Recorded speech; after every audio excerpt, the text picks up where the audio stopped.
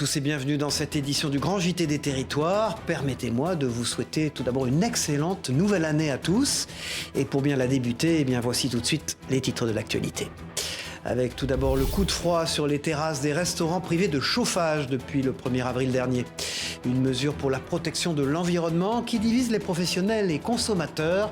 Reportage de WEO TV, la chaîne de la Voix du Nord et du Courrier Picard dans quelques instants dans ce journal. Lui n'a froid ni aux yeux ni au corps. Alban Michon est un explorateur spécialiste du pôle Nord. La rédaction de Canal 32 l'a rencontré avant sa prochaine mission. Un voyage de 6 mois confiné sous la banquise polaire. Et puis en fin d'édition, la rédaction de LMTV Sarthe nous acheminera dans les coulisses du musée au train, un atelier gare où des passionnés s'attellent à prendre soin de notre patrimoine ferroviaire. Voilà, mais on débute donc cette première édition de l'année avec la fraîcheur sur les terrasses. Depuis 9 mois désormais, les cafetiers et restaurateurs ont interdiction de chauffer leurs espaces extérieurs.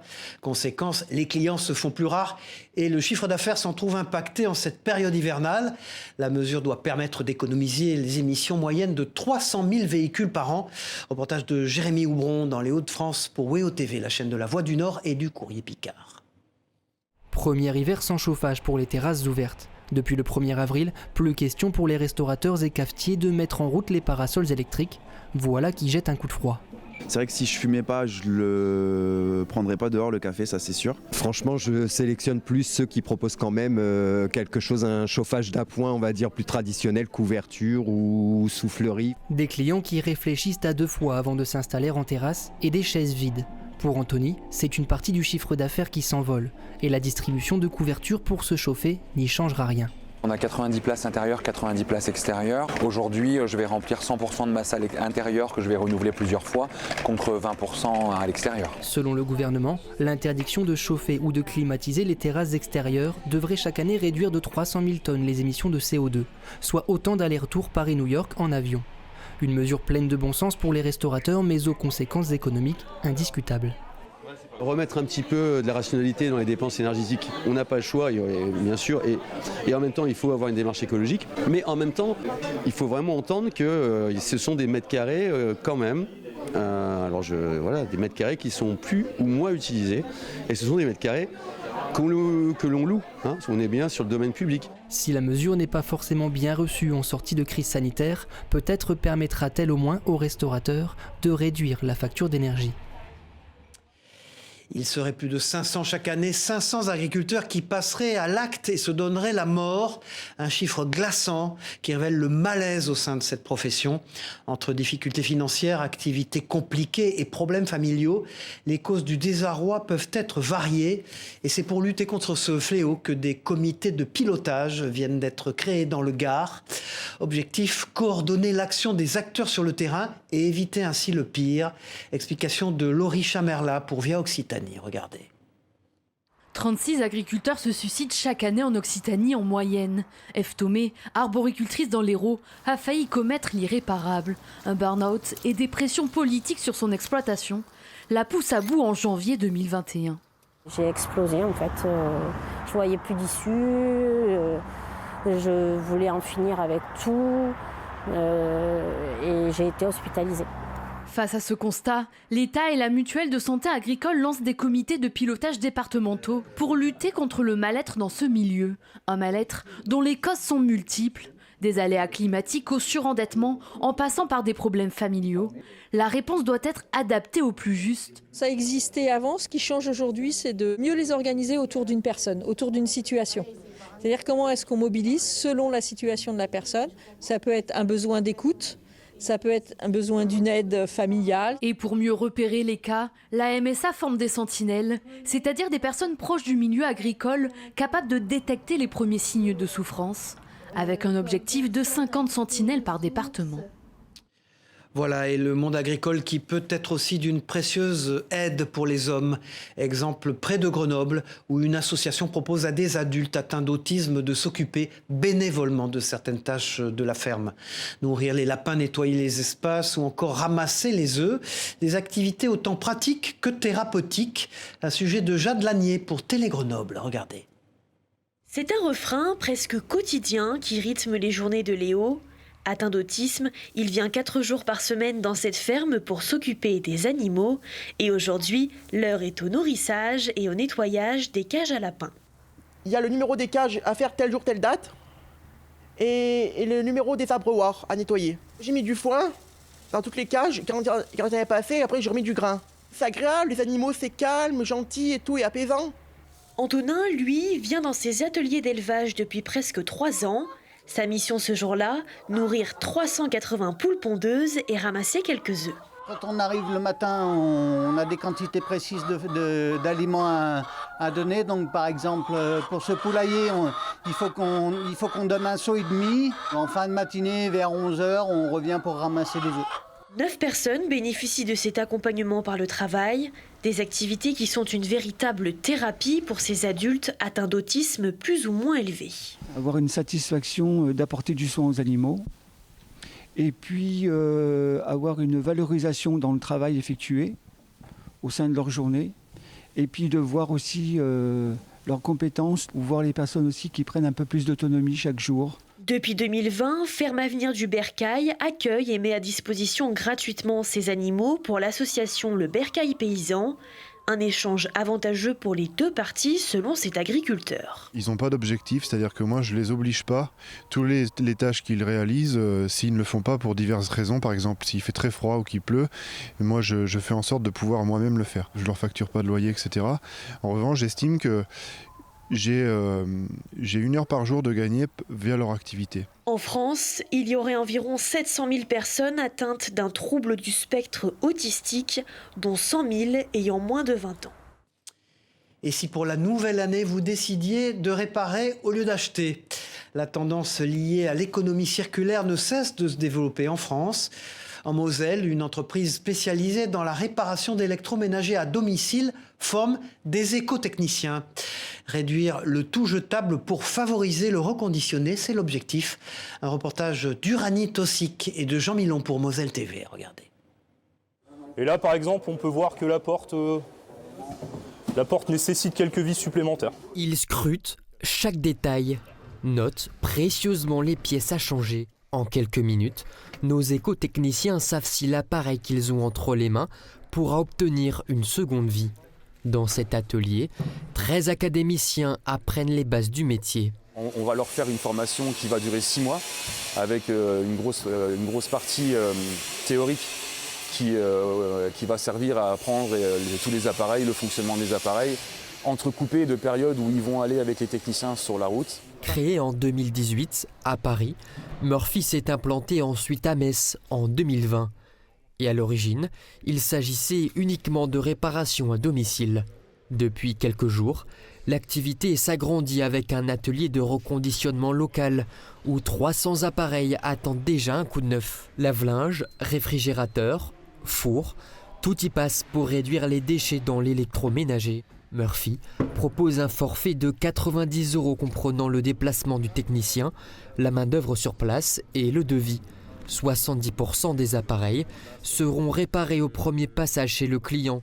Dans le cas contraire, un avoir sur le site est proposé pour acheter un autre appareil, lui aussi reconditionné. Alors sur ce sèche-linge, on a changé le tampon et puis il n'y a plus qu'à essayer, voilà.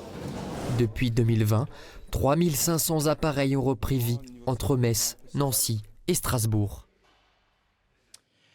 Elle ne répare pas de grosses machines, mais des parapluies. Aussi étonnant que cela puisse paraître, une Bretonne en a fait son activité. Près de Rennes, Claire Nizan propose ainsi aux particuliers de donner une seconde vie à leur parapluie. Un travail technique et historique, comme a pu le constater Raphaël Tondrio-Gauthier pour la chaîne TVR. Regardez. Alors là, il faut que je répare l'aiguillette. Voilà, c'est avec un manche dans le bois, d'un seul tenant.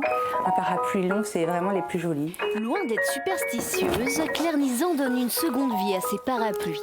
À 41 ans, cette ancienne podologue est devenue réparatrice après une rencontre en Corrèze. Réutiliser, le réemploi, tout ça, ça me parlait bien.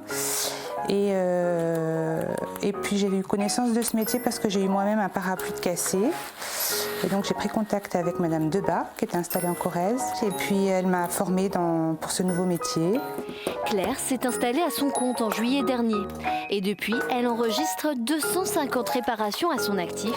Des gestes plutôt simples en apparence, mais qui demandent de la précision. C'est pas des gestes hyper techniques. C'est vraiment, faut trouver la bonne pièce, faut être ingénieux parce qu'il y a des fois des pièces qu'on n'a pas, donc il faut essayer de les fabriquer. Et pour un objet comme celui-ci, il faut compter une demi-heure de réparation. Des baleines au ressort, chaque partie peut être changée. Comptez entre 20 et 30 €. C'est un objet qui touche un peu moins que tout le monde utilise en fait. On peut tous utiliser, qu'on soit enfant, qu'on soit plus âgé, voilà. C'est un objet qui protège, un objet aussi qui est beau, qui peut être un accessoire de mode. Ça y est, donc voilà, il est reparti. Et voilà, il est comme neuf. L'esprit des fêtes est-il encore là? En ce début de mois de janvier, les chrétiens fêtent l'Épiphanie, l'occasion de découvrir encore le travail exceptionnel de Jean-Claude Carzalade, un créateur de crèches. Cet octogénaire conçoit et expose chaque année une crèche dite napolitaine dans une église de Toulouse. Un travail minutieux, comme vous le voyez sur ces images de nos confrères de la Dépêche du Midi, où se côtoient près de 80 personnages miniatures. Écoutez à ce propos ce passionné au micro de Manon Nossi, regardez. Les choses importantes de la crèche napolitaine, c'est d'abord l'auberge, les marchands de tissus africains. Plus haut, les pêcheurs. Les crèches, ça a été depuis ma plus tendre enfance. Tout ça, c'est fermé dans une armoire tout le restant de l'année. Donc en ce moment, je la prête à la Dalbade parce que je suis très attaché à la Dalbade. Chaque jour, on peut ajouter quelque chose. Il manque beaucoup de personnes, vous voyez. Là aussi, vous voyez une auberge, elles ne sont pas assez nombreuses, il en faudrait une vingtaine là, de personnes.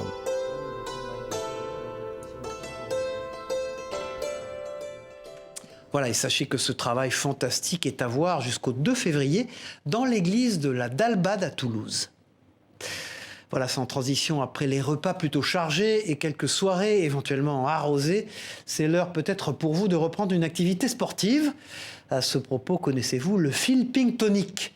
Cette pratique est un mélange, comme son nom l'indique, de ping-pong, de fitness, destiné à séduire un nouveau public. En France, 80% des joueurs de tennis de table sont des hommes. Alors pour inverser la tendance, le Feelping Tonic promet plaisir et effort. Reportage dans l'unique club du Val d'Oise en Ile-de-France d'Elisa Zanetta pour Via 95. Vous allez vous mettre en appui sur les avant-bras sur la table, jambes tendues derrière, pieds flex.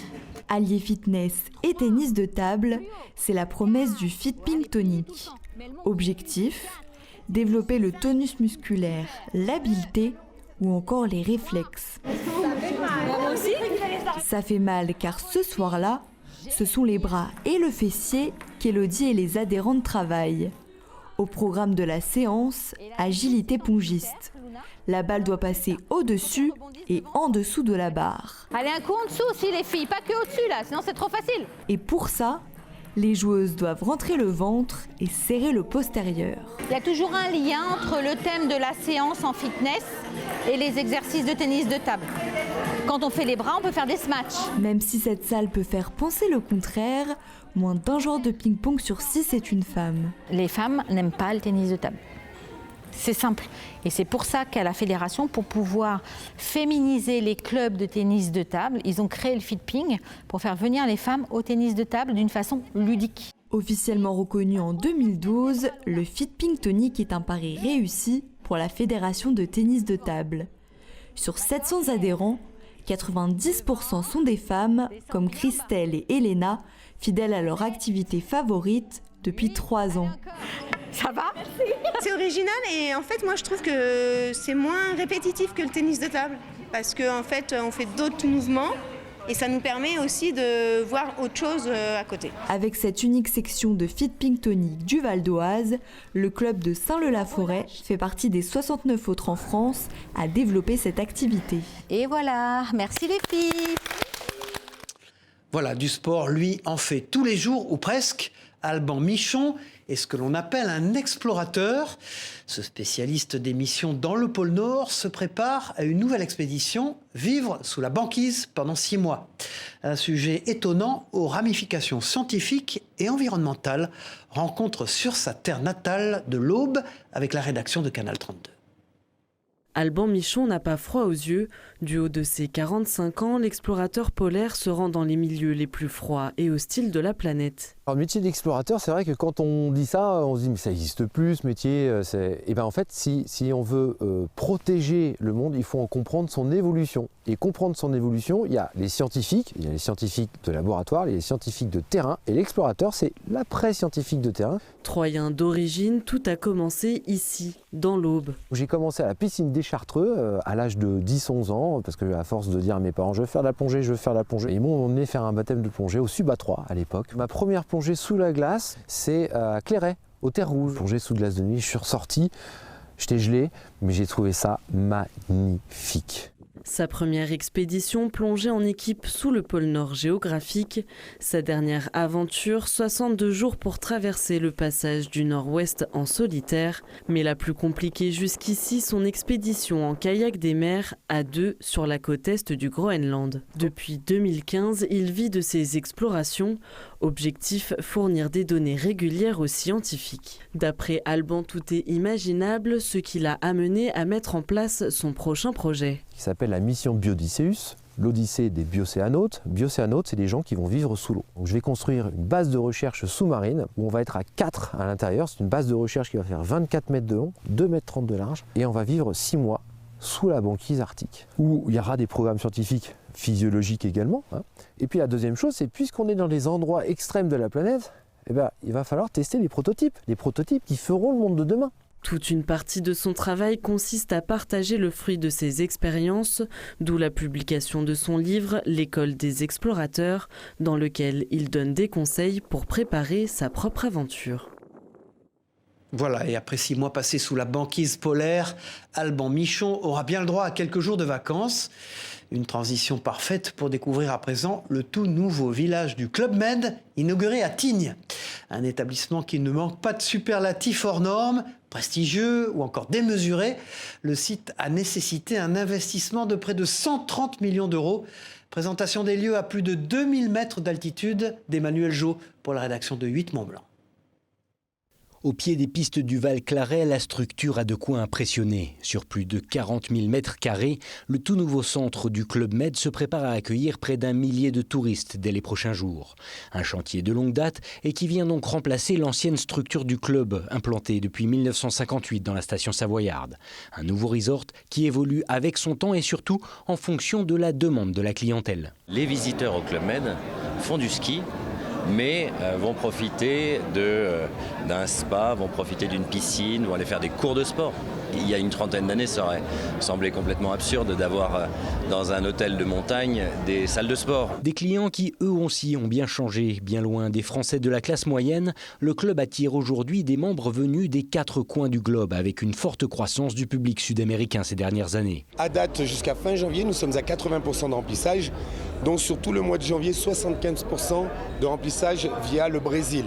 Les forces majeures, c'est le Brésil, l'Israël et après l'Europe, où alors on commence à recevoir des personnes de l'Afrique du Sud qui viennent découvrir justement le ski à la montagne. Et pour accueillir au mieux tous ces ressortissants étrangers, 390 employés sont nécessaires. Une main-d'œuvre, elle aussi, issue de toutes les nationalités présentes sur le site et complétée par près de 80 moniteurs ESF qui seront exclusivement dédiés au fameux GM. D'ailleurs, un site comme celui-ci va forcément impacter le modèle même de la station. Si on estime à 12 millions d'euros les retombées économiques de la présence du Club Med sur le village de Tignes, le resort s'est implanté sur l'ancien parking à ciel ouvert du Front de Neige. Autant de places de stationnement qui ne seront pas tout de suite remplacées. Un nouveau parking environnemental aussi souterrain au nord du Val Claret, au sommet du Val Claret, va voir le jour d'ici 2025 et qui permettra aussi d'améliorer la qualité de l'expérience client. Doté d'une centrale de chauffage nouvelle génération et de nombreux panneaux solaires, ce resort se veut être exemplaire. Un engagement environnemental qui s'inscrit également dans le plan de rénovation énergétique de la station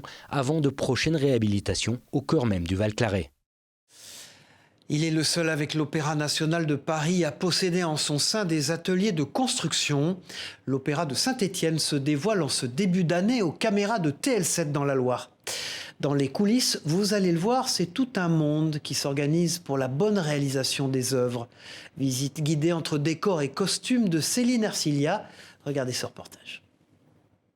Vous reconnaissez sûrement ses fauteuils Bordeaux et sa grande scène, mais l'Opéra de Saint-Étienne garde bien caché d'autres trésors. Derrière la salle, quelques minces affaires. Nous sommes dans l'atelier menuiserie. C'est ici que sont élaborés et fabriqués les décors rigides des œuvres qui seront bientôt jouées. Aujourd'hui, ce sont ceux de la Veuve Joyeuse. Le travail est minutieux pour permettre au spectacle d'être le plus grandiose possible. Ici, il n'y a pas de routine. Moi, ce qui m'intéresse, c'est de travailler auprès de personnes créatives, comme des scénographes, des metteurs en scène, et d'ajuster selon les contraintes techniques. Que les projets soient sans cesse renouvelés, c'est quelque chose qui est dynamisant, c'est-à-dire qu'on n'est pas amené à faire tout le temps la même chose. Juste à côté, on travaille le métal. Un peu plus loin, les décors sont peints, avant d'arriver enfin sur scène pour le montage. Dans quelques jours, les artistes seront là pour les répétitions, leurs costumes seront prêts et réalisés par d'autres artistes comme Sirpa. Certaines pièces, comme ce manteau, représentent des semaines de travail. Et si l'esthétique est important, il faut aussi broder avec certaines contraintes techniques. Des robes qui a une traîne ou le manteau qui est lourde en fait, tout simplement. Donc c'est bien réfléchi, très précis. Avoir ces ateliers au cœur même de l'opéra est une particularité stéphanoise. C'est unique en province. Un atout pour gérer les coûts, pas plus de 70 000 € pour la partie décor et costumes. Et cela permet de proposer des œuvres made in Loire. Alors c'est une très grosse force parce que ça permet à l'Opéra de Saint-Étienne de produire ses ouvrages lyriques. On en produit en moyenne la moitié, voire un peu plus chaque saison. À Saint-Étienne, on peut donc voir des interprétations d'œuvres uniques, des œuvres qui s'exportent ensuite et participent à la renommée de Saint-Étienne. Oui, l'Opéra de Saint-Étienne fait partie des grands opéras français. On a des coproducteurs qui sont des coproducteurs de renom. Le Théâtre des Champs-Élysées, le Palazzo Bruzzane sont des maisons évidemment de très haut niveau et l'Opéra de Saint-Étienne fait partie de ces grandes maisons. Un succès évidemment aussi local. La salle enregistre plus de 90% de fréquentation à chaque représentation. Allez, prenons maintenant la direction de la Sarthe dans ce journal où des passionnés du monde ferroviaire entretiennent tout un pan de notre patrimoine. Au musée au train, les bénévoles ne comptent pas leurs heures pour choyer notamment une locomotive vieille de plus d'1 siècle. Rencontre dans leur atelier gare avec Enzo Maubert, journaliste pour LMTV Sarthe. Chaque semaine, c'est le même concert de marteaux et de meuleuses. Au musée au train de Semur-en-Vallon, ils sont une dizaine, outils à la main à remettre en état, améliorer, nettoyer tout un patrimoine ferroviaire. C'est multitâche, tout corps d'état comme on dirait. Il y a de la voie à entretenir, il y a de la peinture à faire, il y a de l'électricité, il y a de la maîtrise des végétaux, il y a de la soudure, il y a de la mécanique, bref, tous les métiers possibles. Ici, la reine, c'est la locomotive de Cauville, un fleuron français du début du XXe siècle. À la haute saison, elle fera le plein de voyageurs et malgré son âge, Denis sait toujours comment lui redonner un petit coup de neuf. Donc là, je suis en train d'installer un système de lubrification, en fin de compte, de la voie. C'est-à-dire qu'on va arroser la voie avec de l'eau, tout simplement, ce qui va permettre de limiter le bruit. Au musée au train, il y a la maintenance, mais aussi parfois des projets un peu ambitieux, fous, diront certains. Gaston s'est par exemple lancé dans la construction d'une véritable locomotive à air comprimé. Ça, c'est une machine à crémaillère qui a réellement existé. Et c'est exactement celle-là. Exactement pareil. Alors je me suis dit, à partir de ça, on peut y aller. Donc c'est une machine qui va marcher à air comprimé. On va monter un compresseur sur un tendeur derrière. On pourra transporter des personnes. Théoriquement. Je m'avance peut-être un peu, mais théoriquement, ça devrait le faire. Il faudra encore attendre un peu avant de voir le rêve de Gaston se réaliser. Pour l'aider, avis aux amateurs, le musée recherche des bénévoles, soudeurs ou métalliers. Voilà, une autre passion encore pour terminer ce journal, celle de Delphine Aubry. Elle est colorée et elle est faite en papier mâché et toute tournée vers de drôles de bestioles. Cette artiste plasticienne vient d'ouvrir une boutique consacrée à son univers étonnant et à son bestiaire haut en couleur. Sujet de Marie-Danielle Rogovitz et de Anne Didier pour Vosges Télévisions. les bestioles de Delphine Aubry sont partout du sol au plafond dans une boutique ouverte spécialement et forment un bestiaire haut en couleur avec ce drôle de regard. Ça c'est ma signature. Ils regardent un petit peu le monde qui les entoure d'une façon interrogative et puis bon, moi je les aime bien des fois un petit peu simple et un petit peu niais, ou des fois en colère, ou des fois interrogateur ou triste même. C'est la patte de l'artiste sortie des Beaux-Arts d'Épinal, mais autodidacte dans cette technique de la sculpture en papier mâché. En plus de 20 ans de création, elle ne les compte plus, des milliers de bestioles. Dans son atelier, Delphine Aubry ne cesse de créer. En mars, elle renouera avec ses premières amours, les poulettes. Une petite poulette comme je suis en train de faire, c'est à peu près 2 à 3 heures de travail, toute étape confondue. Puis une grosse bête comme le chien qu'on a à côté, là c'est entre 30 et 40 heures. Mais dans cette arche de Noé, Delphine a toujours conservé son premier spécimen, une célèbre cochonne, Henriette Dumont, c'est son nom. C'était l'exposition bikini avec des cochonnes en maillot de bain et elle est un petit peu toute nue parce que c'est coup de soleil semi-intégral. Quant à la boutique où l'on retrouve ses ouvrages, elle sera un lieu d'exposition permanente. Veaux, vaches, cochons et tant de couvées, les bestioles ont fait le tour de l'évolution des espèces animales et elles ont désormais pignon sur rue. Voilà, c'est la fin de cette édition du Grand JT des Territoires. Merci de nous avoir suivis. On se retrouve très vite pour une prochaine édition. Au revoir à tous.